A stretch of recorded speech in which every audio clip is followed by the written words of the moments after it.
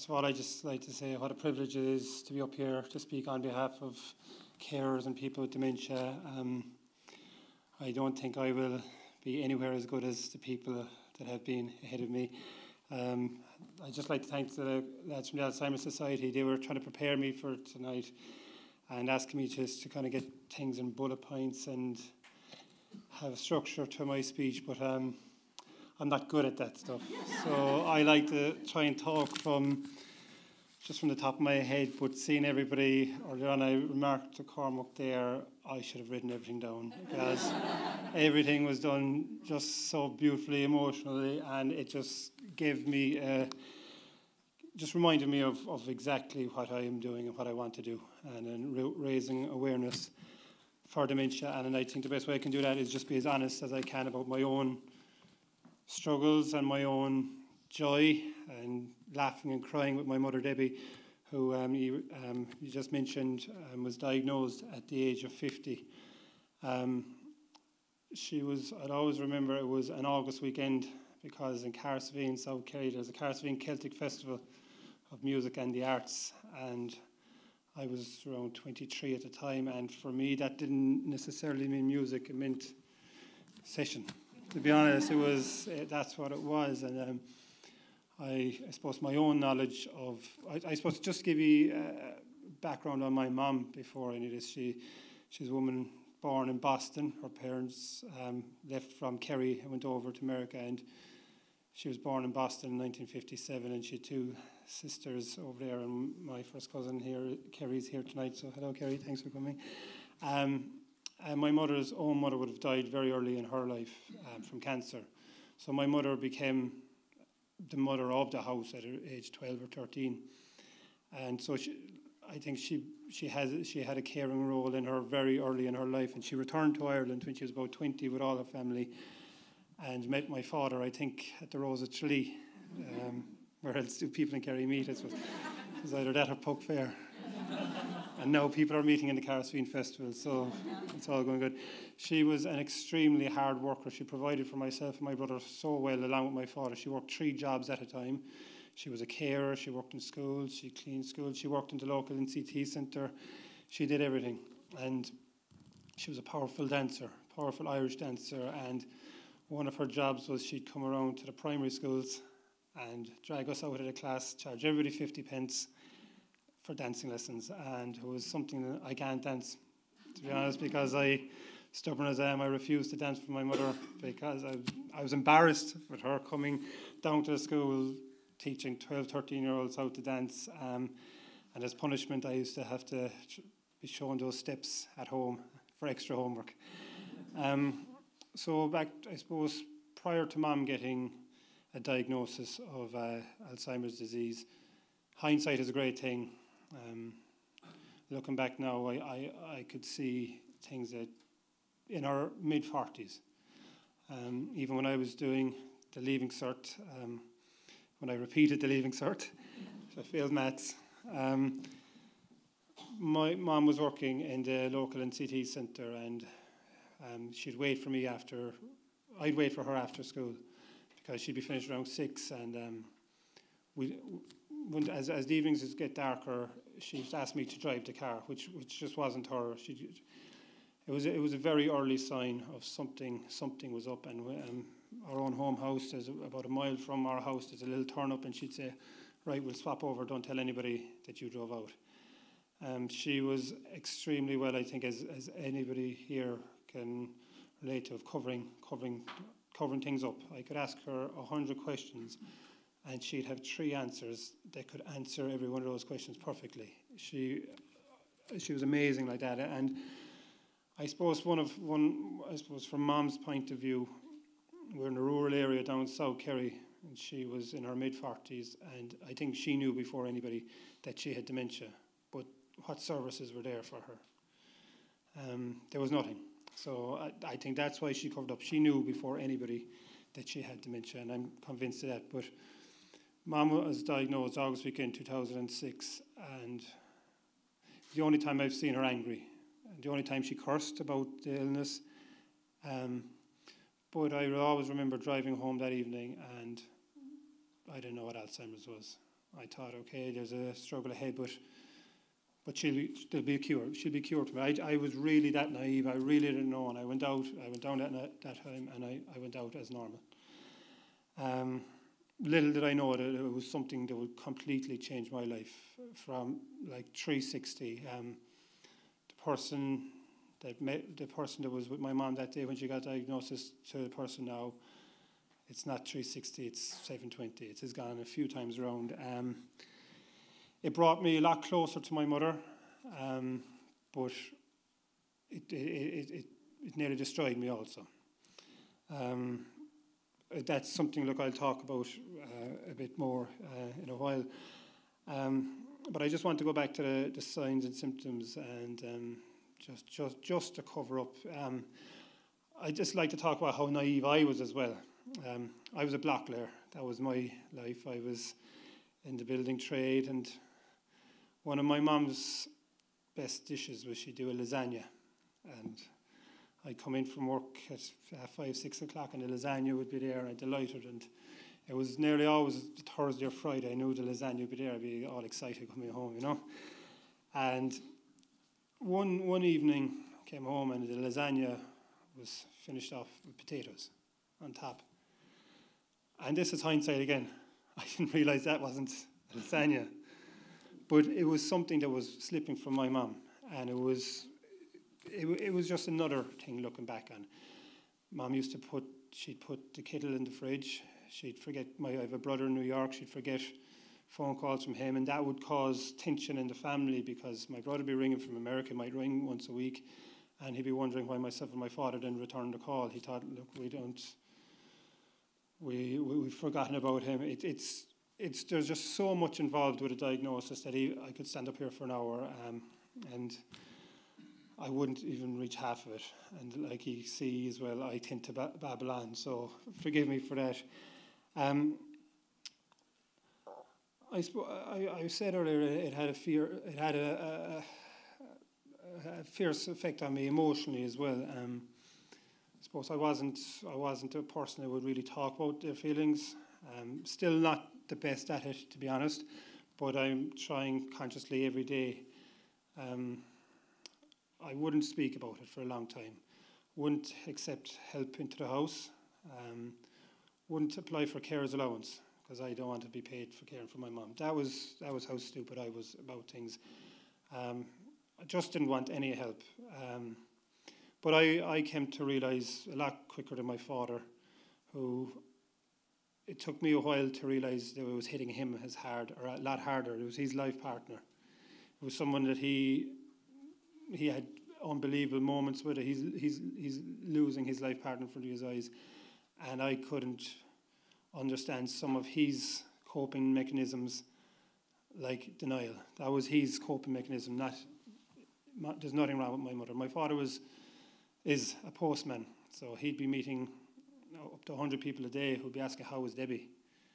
And I suppose it was extremely frustrating on him. One of the things I found hardest was seeing my mother crying after receiving a diagnosis, and seeing my mum crying when she was thinking nobody could see her. My mother cried an awful lot about her illness, and as the illness progressed, she used to apologise to me for having the illness. And look, it sounds crazy to me. I was just keep telling her why would she apologise over something that she had no control on, and that is it with Alzheimer's. Nobody has control of it. It recognises no race, no creed. It recognises there's no boundaries with Alzheimer's. You could be rich, poor, black, white. It doesn't matter. And I think that's why nights like tonight are important, to reach out to absolutely everybody in every walk of life. We're all equal when it comes to dementia. But I really want to talk about, again, as a carer, and as, I suppose, what benefits of tonight like this, I'm still being referred to as a young carer, so it's a kind of a naive thing for me. Gives me a bit of a boost. But I was never a person that could tell my mother I loved her. It was just wasn't something I'd say. I'd never talk about my feelings. until this diagnosis, until Alzheimer's visited us. And over time, I told my mother I loved her every day. And it's something that's come into the rest of my life. I tell my wife I love her every day. I tell my son I love him every day. I don't think that's something I would have been able to do except for going through the experience that I have had with my mother. But also there's very upsetting things as well as a carer. A lot of guilt because of some of the reactions I would have had to my mother. Example, just helping my mom, assisting my mom with her dinner, and she might spit it out. And this is when she wasn't able to verbally say that what was wrong. And I was just frustrated, angry, and I might give a shout at my mother saying, "What's wrong with you?" And I'd walk out of the room. And these things cripple you, to be honest, unless you can get a hold of them. I used to go to bed. Friends and neighbours could call over, and I'd be sitting at home, and they'd say, "Isn't he? Look, he's doing so well. There's not a bother on him. He's the right lad to be." I would go down to bed most nights, and I'd bawl my eyes out, and I'd come up the next day, and I'd be happy Sean Donal again, happy I'd go out, and I could have my Saturday night, and not a bother. But I slowly withdrew from things. I played a lot of football. Tuesday, Thursday nights, and a game Sunday. I'm sure it's the same up in Cork, but I think they could do a lot more, to be honest, the way things are going. But that's another discussion. Yes, very dangerous. But it slowly went. I'd go Tuesday night and I'd go to the game Sunday. Then I wouldn't bother going training, and I'd go to the game Sunday. Then I didn't go to the game Sunday. I'd go out on a Saturday night, then I wouldn't. When you're out on your Saturday night out, you're thinking about Mom. Is she all right? Is she getting up? Is she walking around? And there was just no peace. So I just stayed at home. Only for, I suppose, my girlfriend, now wife. I think it's so vital to have an outlet, because I'd never say that I was depressed. I don't think I was. But I was low. I was as low as I was very low. I'd walk a beach. The only outlet I had for a long time was before Mom got up in the morning, I'd go for a walk on the beach. And when she'd go to bed, I'd go for a walk on the beach. And I think it's people have to recognise themselves. They can't do everything on their own. And that's where Alzheimer's Society came in and helped us so much. Took us a few years to realise we needed help. And it took us an awful long time to accept that help when it was given. And we got home help and a few hours in, and the release, and again back to the guilt. I felt guilty because I was happy that these people were coming in and caring for Mom, and I was going out doing things. And a lot of you might be familiar with the home helps. They might come in from 10 to 11, whatever, and I'd be home at 10:30, sitting outside the car waiting for them to go, until I realised I had to let go. I had to live it, because I was damaging my own relationships as well. I was very strongly supported by my family and my friends. My family, my father, my brother, aunties, uncles, unbelievable. And I had a few very close friends that were unbelievable to me. But unfortunately, my mother's friends disappeared. We lived in Carsavine for the majority of our lives, and we moved about 10 miles out the road to Waterville. And I could honestly say that if I gave any one of my mother's close friends €100 now, I don't think they'd find a house. And that's over a 10-year span. So there is a stigma around dementia. There's no point saying there isn't. And whoever says there isn't, I'd like to sit down and have a chat with them, to be honest. Look, I'm rambling. That's what I do. I became a carer, I suppose, without realising it. And I mentioned previously that I was a block layer, and I took on a role that it's a change in family roles. I became a carer for my mother when she was 50, when I didn't ever expect it. Nobody chooses to become a carer, to be honest. A care comes on a person. But some of the things I struggled with, it's amazing resilience in any walk of life. Personal care, showering my mum was something I never thought I'd do. Maybe in her late 80s or 90s, and bringing I don't think we should colour over or cloud things. I think my mother, if she was here today, she would be very disappointed with me if I didn't. She used to have a ring on her hand. She's very famous for this ring because it was her high school ring, and she got it in 1976. But she used to hold up to me and she says, I'm the boss. So anytime I don't think I'm doing my mother proud, this pops into my head. But she would want me to speak about the struggles of somebody caring for people. Bringing my mother to the bathroom for the first time, something that I thought I could never do again. Bring my mom to bed, putting on pads for my mom, feeding my mom, taking drinks from my mother because her swallow, sitting her up when her swallow is gone because she's choking in front of you. That is a reality of it. And I'm all for, I really want to send a positive message out there for carers, but you have to be realistic and give the full picture of dementia. And this is my experience. People have their own different experiences. There's highs and there's lows, but to be quite honest to you, it's the highs that I remember.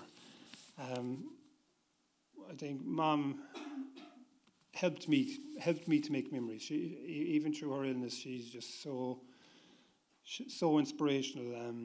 We used to go to the beach as often as we could together, but one of the greatest memories that I have, and we made a tradition of it, was the Christmas tree. It was something that I hated doing for a long, long time, but something that actually was the pinnacle of my year as the years went through, putting up the Christmas tree with Mum. So I suppose we're a family that kind of cheated in a way. We had the same tree that has the lights on it. So look, it took a lot of the hassle out of it. But we'd go through the same routine every year. Nobody was allowed to put up the tree except myself and Mum. And we'd put up the tree and we'd decorate the house and we'd kind of do it all in the living room. And Mum would have a hat on, I'd have the Christmas hat on, and we'd be singing and dancing around the house. And like my mother, even when she got the illness, her dancing was one of the last things to go. She is an amazing dancer. But we had a routine. Once we had the lights on, we'd turn off every light in the house, turn on the Christmas tree lights and give a big shout. It would only be the two of us there.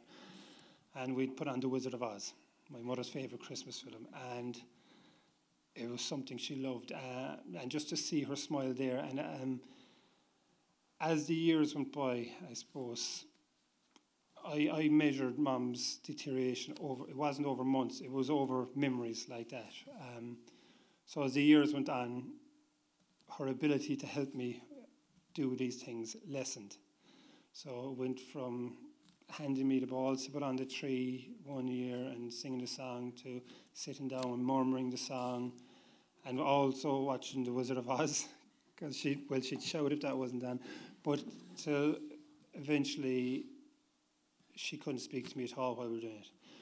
But I think I might be in the minority in thinking this, but I am fully convinced that there was a part of my mother that knew exactly what was going on, 100%. And this is my personal opinion.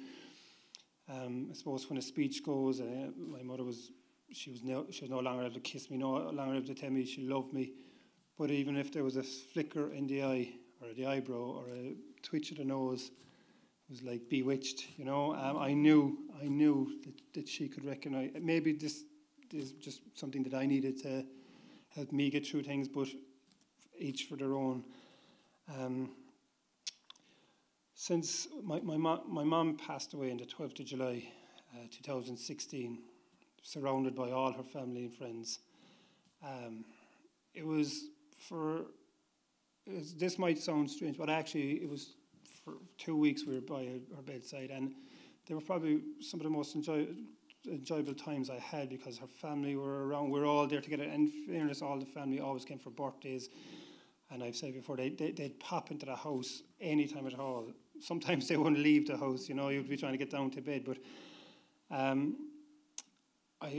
there's a funny story about when we were inside. My mother died in hospital in Carsveen. She lived at home till the last 2 weeks of her life, where she went in for respite and she never came out. number 7 is my mother's lucky number. So if there was a race on TV, I'd ask her what's the number 7. And if you try it, lads, if there's 10 races anywhere tomorrow, back number 7, and you will come out with a profit. I can guarantee you it's whatever with it. But there was an occasion where we thought Mum was passing. And the nurses came in, and one of the nurses said, we'll light a candle, because they felt it was close. And candles take about 5 hours to burn. So we lit a second one anyway. And we were kind of, and there's people saying, well, the third one was lit anyway. So 7 candles. It was 7 candles, and it was just something that was just made me. And if you don't laugh, you'll cry. And I think that's it. You can get so down about it, and I think it's important to get down about it, because if you don't get down about it, you're lying to yourself. You're not being true. But since Mum has passed, I'm still struggling to let her go. She's passed over a year now, and my family are still getting on to me about when's the memorial card coming out. The card that you give out to family, and I'm in the process still of organising a headstone. But if I do those things today, I have nothing belong to my mother tomorrow. So I'm slowly dragging these things out, because I just want to hold on to her. If you can understand what I'm saying. But it's just the small little things. My life revolved around my mother. My girlfriend at the time, she came second at that time, and she knew it. But my mum got to meet 2 of her 3 grandchildren, which I think brought me great joy that she could meet my son Connor. When we go down home, he still runs over to her seat and gives her a kiss and says, Nana, Nana. We were on TV earlier on, myself and Helen, and I was told that there was pictures of Nana on TV. But one of the hardest things was I got married 9 months after my mum passed. We had organised a wedding to be on in Carsavine, so Mum could come to it, in the local hotel as well. But I suppose she wasn't able to come up, and something that was very hard, but it was very important for me and my wife that my mother was remembered at it. And as a Boston lady, we played the Boston Rose at the start of the wedding. I wore my mother's wedding rings around my neck, and at the wedding meal, all the tables were named after Irish dances, and there was a surprise thrown by the bridesmaids of professional Irish dancers coming out. So she was remembered very well by everybody there. I suppose nights like tonight is nearly therapeutic for me. I find it easier here to talk here in front of a crowd and sit down with my family and talk about it. It's my coping mechanism. But I suppose while I'm here as well, I just want to highlight the supports that families and carers and people with dementia need. It shouldn't be defined by where you're from. Say, my mum diagnosed at 50 years of age down in Carsavine, County Kerry. There's no facility there. There's a phone call, and the Alzheimer's Society were unbelievable to us. And we tried Mum a few daycare centres, where my mother would be going to a daycare centre at 55 years of age, and maybe the closest person in age would be 85. And part of helping people with dementia, stimulating the brain, stimulating the mind, and it just was counterproductive. So, and I suppose you have to be realistic as well about it. There's not going to be a facility down in South Kerry for people under 65 with dementia, because they're not there. Well, they're not coming out as being there. But I think I have a duty to raise awareness, to do my best to get rid of the stigma, to come out and talk about it.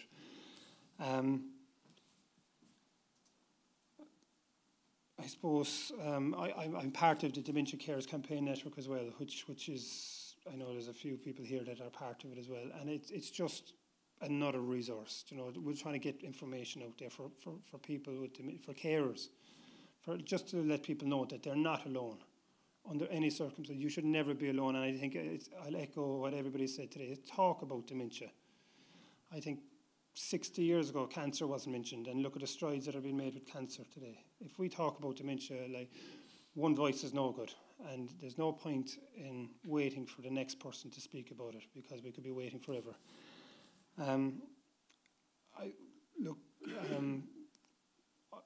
Part of what I'm doing here, I just want to keep my mother's memory alive. Like if I had the money and I could, if I was a millionaire, I'd open up a centre and name it after her. That's how much she meant to me. That's how much she inspired me. I like I said earlier on, I was a bricklayer and went to college at 28 to become a social care worker, and that's what I'm doing now. I'm working with family carers, assisting them as best I can, purely because of my experience with my mother. She taught me so much through her illness. She taught me it's okay not to be okay, and I know that's echoed in a lot of walks of life now. She taught me it's absolutely okay to cry, and it's absolutely okay to be angry with people, but you have to recognise it yourself. One of the things she used to, I'll always remember, and I'll finish up now, sorry for keeping you.